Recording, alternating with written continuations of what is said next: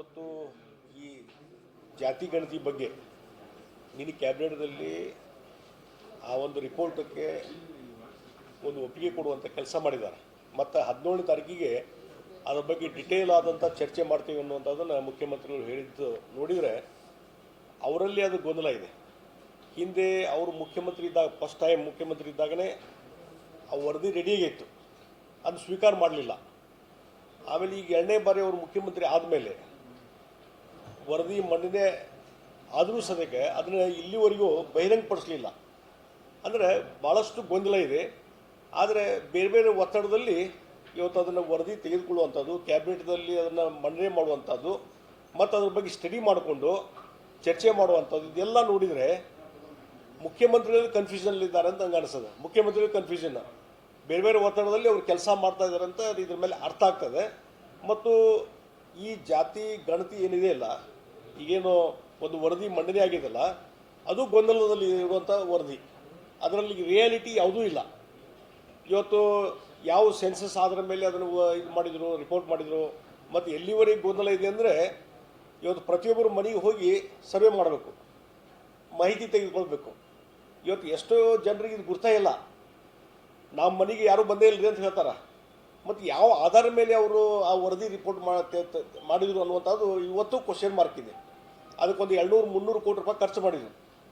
ಖರ್ಚು ಮಾಡಿ ಗೊಂದಲದ ಮತ್ತು ಏನಾಗಿದೆ, ಕೆಲವೊಂದು ಪ್ರಮುಖವಾದಂಥ ಜಾತಿಗಳ ಒಂದು ಧರ್ಮಗಳ ಆ ಒಂದು ಸರ್ವೆ ರಿಪೋರ್ಟ್ ನೋಡಿದಾಗ ಭಾಳಷ್ಟು ಗೊಂದಲ ಸೃಷ್ಟಿ ಮಾಡುವಂಥದ್ದು.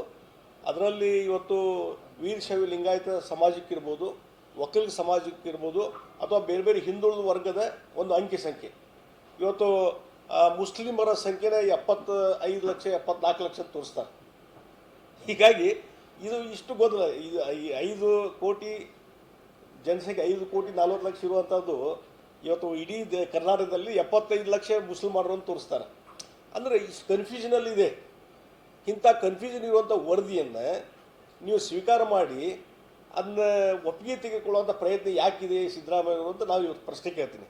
ಮತ್ತು ನಿಜವಾಗಿ ಅಲ್ಲಿ ಇರುವಂಥ ಯಾರೋ ಉಪಮುಖ್ಯಮಂತ್ರಿ ಇರ್ಬೋದು, ಅಲ್ಲಿದ್ದಂಥ ಮಂತ್ರಿಗಳಿರ್ಬೋದು, ಈ ಅವರ ಅಭಿಪ್ರಾಯ ಏನು ಅನ್ನುವಂಥದ್ದು ಇನ್ನೂವರೆಗೆ ಹೊರಗೆ ಬಂದಿಲ್ಲ.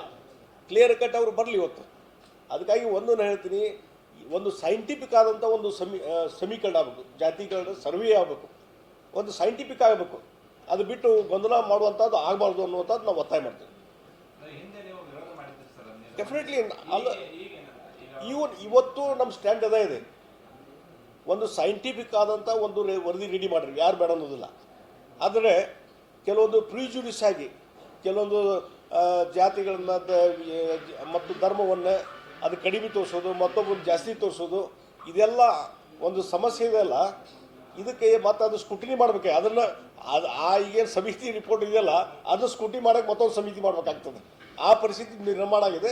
ಇವತ್ತು ವೈಜ್ಞಾನಿಕವಾದಂಥ ವರದಿ ಅಲ್ಲ, ಅದನ್ನು ರಿಜೆಕ್ಟ್ ಮಾಡಬೇಕಂತ ನಾನು ಸ್ಪಷ್ಟವಾಗಿ ಹೇಳ್ತೀನಿ. ಮಂಡನೆ ಆಗಿದ್ದಕ್ಕೆ ವಿರೋಧ ಇದೆ ಮತ್ತು ಸೈಂಟಿಫಿಕ್ ಆದಂಥ ಒಂದು ಸಮೀಕ್ಷೆ ಆಗಬೇಕಂತ ಒತ್ತಾಯ ಮಾಡ್ತೀನಿ. ಇಲ್ಲ, ಒಟ್ಟೆ ಅವ್ರು ಕನ್ಫ್ಯೂಷನ್ ಇದೆ. ಸಿದ್ದರಾಮಯ್ಯನವರು ಕನ್ಫ್ಯೂಷನ್ ಇದ್ದಾರೆ, ಗೊಂದಲದಲ್ಲಿ ಇದ್ದಾರೆ. ಯಾರ್ಯಾರು ಒತ್ತಡಕ್ಕೆ ಮಾಡಿದ್ರೆ ಗುರುತಿಲ್ಲ. ಇಲ್ಲಿವರೆಗೆ ಅದನ್ನು ಹಿಂದೆ ಅದನ್ನು ನಾ ಹೇಳಿದಲ್ಲಿ ಈಗಾಗಲೇ ಅದು ಮೊದಲು ಎಕ್ಸೆಪ್ಟ್ ಮಾಡಲಿಲ್ಲ. ಆಮೇಲೆ ಇವರು ಇದ್ದಾಗೂ ಬರಲಿಲ್ಲ ವರದಿ. ಮುಂದೆ ಸಂತೋಷ ಇವರು ಇದ್ದಾಗನೇ ಒಂದಿಲ್ಲ ಒಂದು ಗೊಂದಲದಲ್ಲಿ ಇದನ್ನ ವರದಿ ಸ್ವೀಕಾರ ಮಾಡಿದ್ದಾರೆ. ಮೊನ್ನೆ ರಾಹುಲ್ ಗಾಂಧಿ ಅವರು ಓಪನ್ ಆಗಿ ಭಾಷಣ ಮಾಡಿದ್ಮೇಲೆ ಬಹಳ ಸೀರಿಯಸ್ ತಗೊಂಡ್ಬಿಟ್ರಿ ಸಿದ್ದರಾಮಯ್ಯ ಅವರು. AICC ಒಳಗೆ ಸಭೆ ಒಳಗೆ ಬಹಿರಂಗವಾಗಿ ಜಾತಿ ಗಣತಿ ನಾವು ಬಹಿರಂಗ ಮಾಡ್ತೇವೆ ಅಂತ ರಾಹುಲ್ ಗಾಂಧಿ ಅವರು ಭಾಷಣ ಮಾಡ್ತಾರೆ. ಅದರ ಸಲುವಾಗಿನೇ ಅದಕ್ಕೆ ನಾ ಹೇಳಿದಲ್ಲ, ಯಾವುದಾವುದು ಒತ್ತಡದ ಮೇಲೆ ಅವ್ರಿಗೆ ವೈಯಕ್ತಿಕ ಮನಸ್ಸು ಐತಲೂ ಗುರ್ತಿಲ್ಲ. ಒತ್ತಡದ ಮೇಲೆ, ಯಾಕಂದ್ರೆ ಅವ್ರಿಗೆ ಮನಸ್ಸು ಇದ್ದಿದ್ರೆ ಅವ್ರು ಮುಖ್ಯಮಂತ್ರಿ ಇದ್ದಾಗ ಅದ್ರ ವರದಿ ಸ್ವೀಕಾರ ಮಾಡ್ತಿದ್ರು. ಫಸ್ಟ್ ಟೈಮ್ ಮುಖ್ಯಮಂತ್ರಿ ಇದ್ದಾಗ ವರದಿ ರೆಡಿ ಇತ್ತು. ಆವಾಗ ಪತ್ರಿಕೆಯಲ್ಲಿ ಲೀಕೇಜ್ ಆಯಿತು.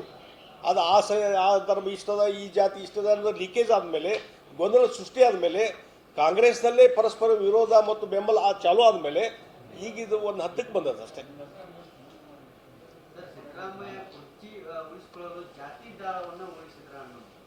ಒಂದೇನಾಗಿದೆ, ಮತ್ತು ಅವ್ರಿಗೆ ಯಾವುದೋ ಸಂಕಷ್ಟ ಬಂದಾಗ, ಬೇರೆ ಬೇರೆ ಹಗರಣಗಳು ಬಂದಾಗ, ಈಗ ಮೊನ್ನೆ ಒಂದು ರಾಜ್ಯಪಾಲರಿಗೆ ಮತ್ತೊಂದು ಕಂಪ್ಲೇಂಟ್ ಲಾಂಚ್ ಆಗಿದೆ ಅವ್ರ ಮೇಲೆ 500 ಕೋಟಿ ಕಿಕ್ ಬ್ಯಾಕ್ ಅಂತ ಹೇಳಿ.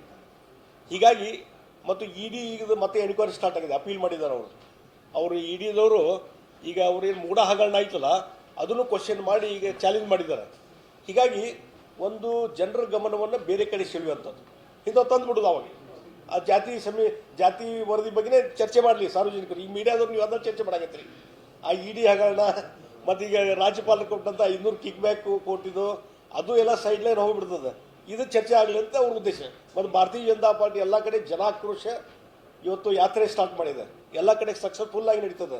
ಜನರ ಆಕ್ರೋಶ, ಬೆಲೆ ಏರಿಕೆ ಇದೆಲ್ಲ ಗೊಂದಲದಲ್ಲಿದ್ದಾರಲ್ಲ, ಅದಕ್ಕೆ ಸ್ವಲ್ಪ ಸಾರ್ವಜನಿಕ ಗಮನವನ್ನು ಬೇರೆ ಕಡೆ ಸೆಳೆಯುವ ಸಲುವಾಗಿ ಸಿದ್ದರಾಮಯ್ಯ ಇಂಥವು ಆ್ಯಕ್ಟಿಂಗ್ ಮಾಡ್ತಿರ್ತಾರೆ ಅವ್ರು ಯಾವಾಗಲೂ. ಈ ಹಿಂದಿನ ಸರ್ಕಾರದಲ್ಲಿ ಸಿಎಂ ಇದ್ದಾಗ ಲಿಂಗಾಯತ ಧರ್ಮ ಹೊಡಿಬೇಕು ಅಂದ್ರೆ ಪ್ರತ್ಯೇಕ ಧರ್ಮ ಮಾಡಬೇಕು ಅಂತೇಳಿ ಒಂದು ನಿರ್ಣಯ ತಗೊಂಡು ಪೆಟ್ಟು ತಿಂದರು. ಈಗ ಜಾತಿ ವರದಿಯನ್ನ ಮನ್ನಣೆ ಮಾಡಿದ್ರು. ಅಲ್ಲ, ಇದು ಏನೋ ಮಾಡಕ್ಕೆ ಹೋದ್ರು ಈ ಸಿದ್ದರಾಮಯ್ಯ ಕಂಟಕನ ಐತಿ, ಸರ್ಕಾರ ಕಂಟಕನ ಐತಿ. ಏನೋ ಮಾಡ್ಲಿಕ್ಕೆ ಹೋಗಿ ಏನೇನೋ ಮಾಡಿದರು.